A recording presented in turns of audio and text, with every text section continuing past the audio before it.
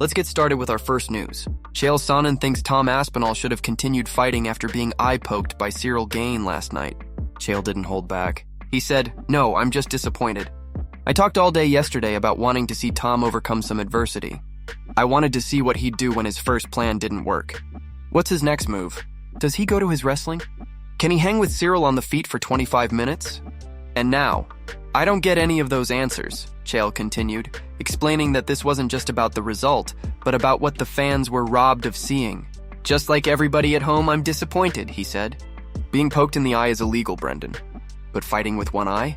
That's common. This sport isn't for comfort. Your opponent's trying to hit you in the face, trying to bust up your nose, trying to make you bleed. That's the game." He went on to say that while everyone wants to be polite and show grace, the truth still matters. "Guys like Anthony and I, we try to be respectful," he said. "But in all fairness, if you're the heavyweight champion of the world, you've got to fight through those moments. Sometimes that means fighting with one eye." Chael's comments sparked debate across the MMA community. Some fans agreed, saying champions should push through adversity no matter what. Others defended Tom, arguing that a double eye poke is not something any fighter should risk permanent damage over. Still, Chael stood firm. For him, this was about heart, about the willingness to keep going when everything goes wrong. In his eyes, the fight ended before Tom could truly be tested. And that's what left him disappointed, not at Tom personally, but at the lost opportunity to see the champions resolve. "That's the moment," Chael said. "That's when we find out who's got it. And we didn't get that answer last night." Move on to another news. Sean O'Malley says he genuinely feels bad for Tom Aspinall after the heartbreaking ending to his fight against Ciryl Gane. According to O'Malley, this wasn't just another main event gone wrong. It was a moment that could have changed Tom's entire career. "Man, I feel bad for him," O'Malley said.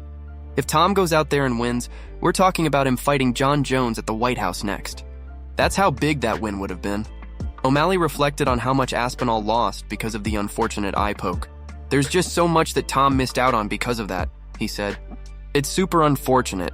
It's sad, and it would have made the heavyweight division so much more fun. Everything's been so crazy with John Jones already." And Tom was finally starting to bring real excitement back to that division. He pointed out how unpredictable things have become in the heavyweight scene.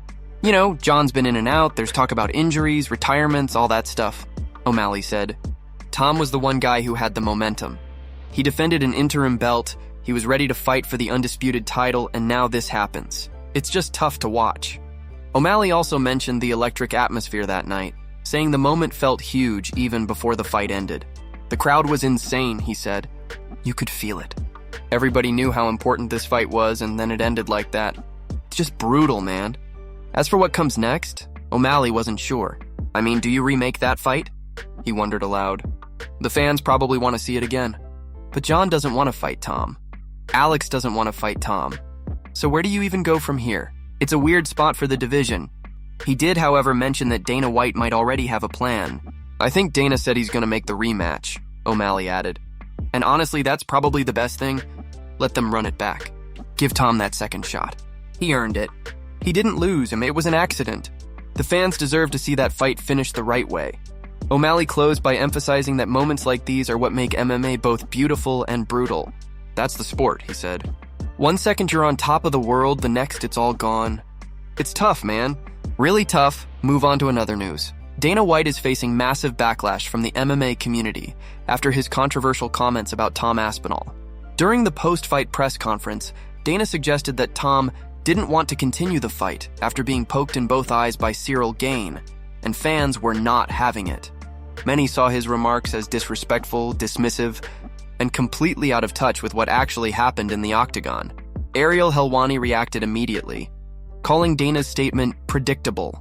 He pointed out that Tom had just suffered one of the worst eye pokes in recent memory, yet Dana framed it as if Tom simply chose to quit.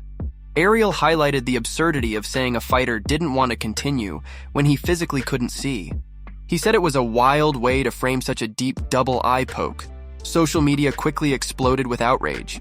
One user wrote, "He probably didn't want to continue because he couldn't see, you fat. Imagine your boss watching you get injured at work by something that's been a known issue for years, and then blaming you for it."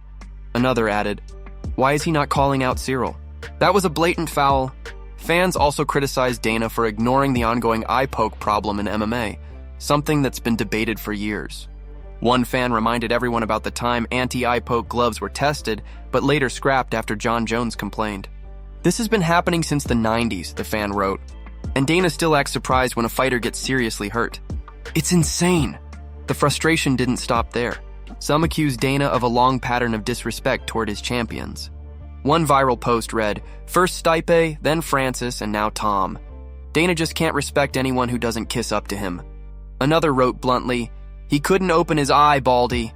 That wasn't a poke. That was the worst gouging I've ever seen. I've been watching since 1993. Many fans now believe this could push Tom away from the UFC entirely. His father has already hinted that Tom might move to boxing after finishing his contract, and this situation might accelerate that decision. The MMA world feels Dana crossed a line, turning a serious injury into a narrative about quitting. Right now, the community stands firmly behind Tom Aspinall. For most fans, this isn't just about one fight. It's about respect, accountability, and the way fighters are treated when they give everything to the sport. Move on to another news. Islam Makhachev was in a playful mood as he hilariously trolled Ali Abdelaziz while Ali was getting his haircut. The video quickly went viral as fans couldn't stop laughing at Islam's non-stop jokes and Ali's reactions. From start to finish, it was classic Islam. Funny, relaxed, and full of that sharp Dagestani humor that fans love. It all started when Ali said, "I need a haircut." Islam immediately jumped in, grinning, "Why you need a haircut, brother? You can make by yourself." He looked into the camera, laughing. "Guys watching now, tell him, why you can't do it by yourself? How much you pay for haircut, huh?" Ali replied, $60, $70. Islam's eyes widened in shock. "Brother! It's 5,000 rubles in Russia. You crazy brother!" As the barber started working, Islam continued teasing him. "Bro, now you going to use this machine?" "Ali, please don't move." Ali asked, "Why not?" Islam chuckled. "Brother, I can do for you." "Please, brother fighter, brother, sit down. You pound-for-pound fighter. Please, next time I do for you haircut." He wasn't done there. "You buy the machine and I make haircut for you." "I have machine, brother. New machine. I can do for you, but maybe not so nice haircut because sometimes my friends..." "I cut all my friends' hair," Islam said, laughing. Ali shook his head as Islam continued roasting him. "Hey, brother, and also you don't have to cut all your head, huh?" "No, nothing. Just half, brother. You have half-price haircut.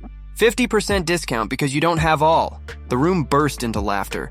Islam then pointed at Ali's haircut mid-process and joked, "Wow, what is this, brother? First time I see something like this. Industrial haircut for industrial man." The barber tried not to laugh as Islam inspected Ali's head closely. "Brother, very good hair. Even if mosquitoes sit here, she going to flip." Then Islam spotted something else and couldn't help himself.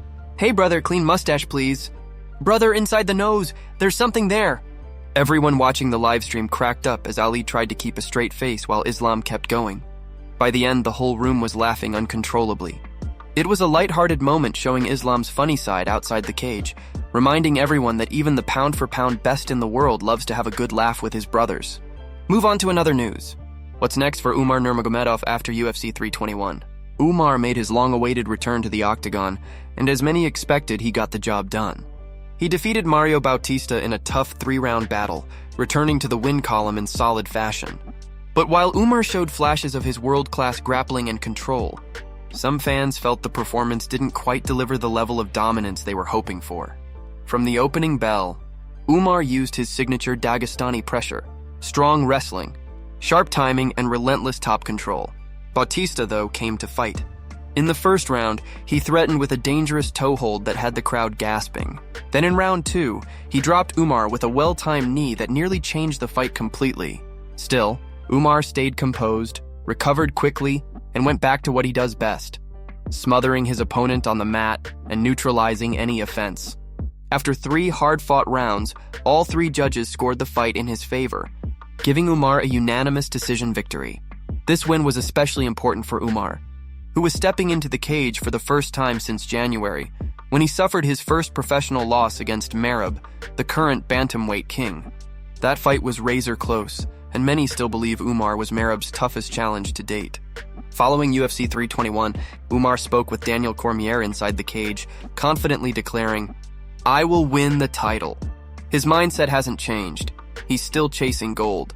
However, With Merab already scheduled to defend his title against Petr Yan at UFC 323 on December 6th, it's unlikely that the UFC will give Umar a shot at the winner right away. He's fought only once since that loss. And while this latest victory reminded everyone of his elite grappling, it didn't come with a highlight reel finish that usually pushes a fighter into title contention. So, who could be next for Umar? One name that makes sense is Ayman Zahabi. Zahabi is riding a 7-fight win streak and has been quietly climbing the ranks. A matchup between the two could serve as the perfect test for Umar to re-establish himself as the next true contender in the division. As for Mario Bautista, this loss was a setback, but not a disaster. Before UFC 321, he had won 8 straight, with impressive victories over names like Jose Aldo, Patchy Mix, and Ricky Simon. He'll almost certainly get another top 15 opponent in his next outing. For Umar, the goal is clear. Keep winning, keep improving, and get back to that title shot. The road won't be easy, but the Dagestani prodigy is built for the grind. Move on to another news. Dana White has confirmed that the UFC plans to rebook the heavyweight clash between Tom Aspinall and Ciryl Gane after their UFC 321 bout ended in a disappointing no contest.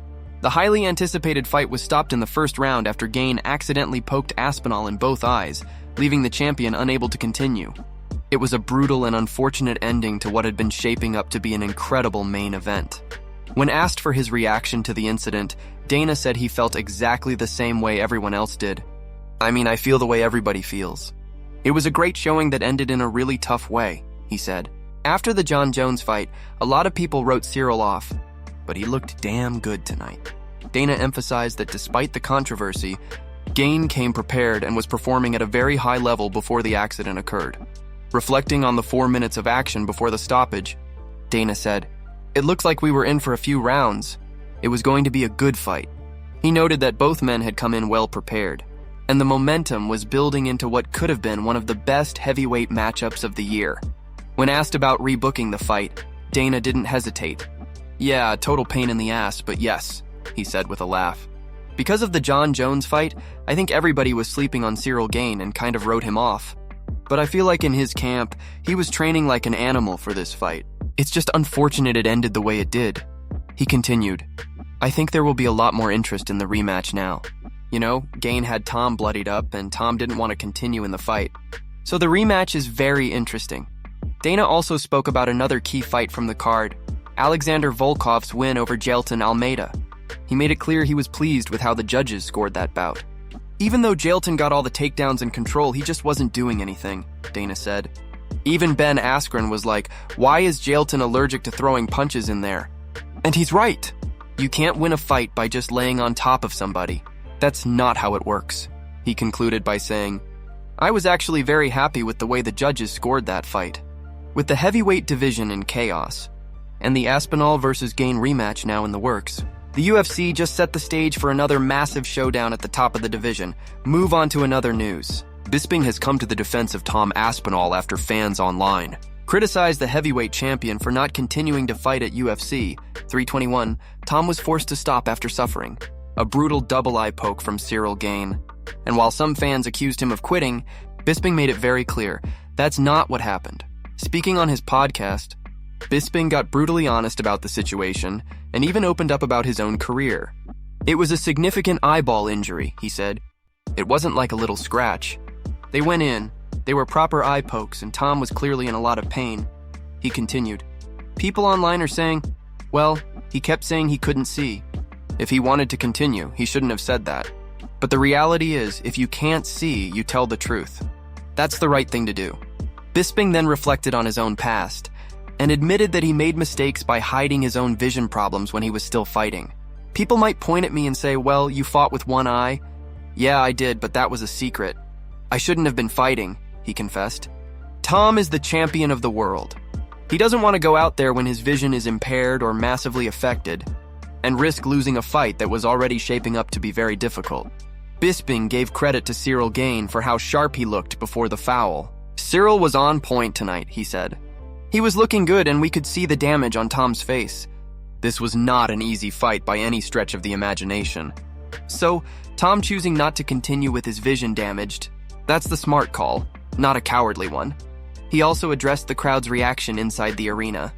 Many fans booed when the fight was stopped, But Bisping believes their frustration wasn't directed at Tom himself.